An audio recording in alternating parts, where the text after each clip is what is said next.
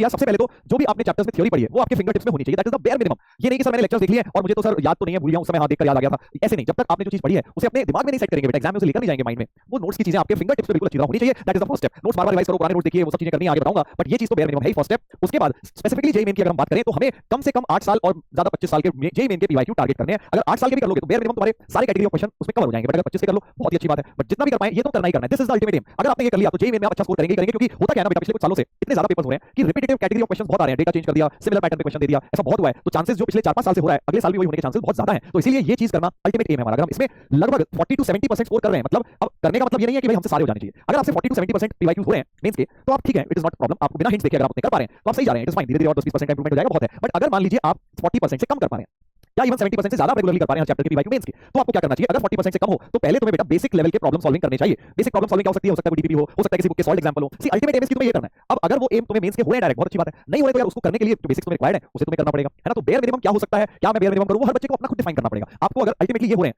तो आपको बस मेंस के पीवाईक्यू ही करने चाहिए, आप उसके अलावा एक्स्ट्रा क्वेश्चन मत करिए। अगर आपको लगता है नहीं सर मेरे से तो मेंस के क्वेश्चन होते ही नहीं, 10 करने बैठता हूं, 1 होते हैं, 2 होते हैं, 20% होते हैं, तो पहले आपको इसका मतलब इजी क्वेश्चन और प्रैक्टिस करने की जरूरत है, थॉट प्रोसेस और डेवलप करने की जरूरत है, फिर जाके आपके होंगे। बट अगर आपसे रेगुलरली 70% 80% ज्यादा क्वेश्चन मेंस के आराम से हो रहे हैं तो ऐसा नहीं है कि आपको उसे छोड़ देना, करते तो रहिए, स्पीड पे वर्क करिए, एक्यूरेसी पे वर्क करिए, और साथ में थोड़ी आपको बेटा एडवांस की प्रॉब्लम सॉल्विंग और बढ़ानी है, एक्स्ट्रा करने हैं, ठीक है ना? देखो मेंस का भी जो आप पीवाईक्यू कर रहे हो उससे मेंस तो कवर हो ही रहा है, बट एडवांस भी आपको पता है 50% कवर हो रहा है, क्योंकि बेटा मैथ्स में मेंस इतना टफ आ रहा है पिछले कुछ सालों से। तो अगर आप मेंस की अच्छी तरह पीवाईक्यू कर लेते हैं तो ये ना सोचें कि एडवांस की तैयारी नहीं हो रही है, वो भी हो रही है। हां, जो थोड़ा एक्स्ट्रा स्कोप रह जाएगा उसे आप सेकंड फर्स्ट अटेम्प्ट के बाद जब आपका मेंस हो जाए तब आप और अच्छा कर सकते हैं एडवांस के लिए, राइट? बट अभी हम स्पेसिफिकली मेंस की बात करें तो वहीं पे अपना डिस्कशन रखेंगे, ठीक है? तो बेयर मिनिमम क्या है? वो ये है, ये आप सबको अचीव करना है। अब ये अचीव करने के लिए तुम्हें कोई बुक लगानी पड़े, डीपी लगानी पड़े, सॉल्व एग्जांपल करने पड़े, मॉड्यूल करना पड़े, that is up to you, right? चलिए आगे बढ़ते हैं, सेकंड सेक्शन पे आते हैं। अब ये एक और बहुत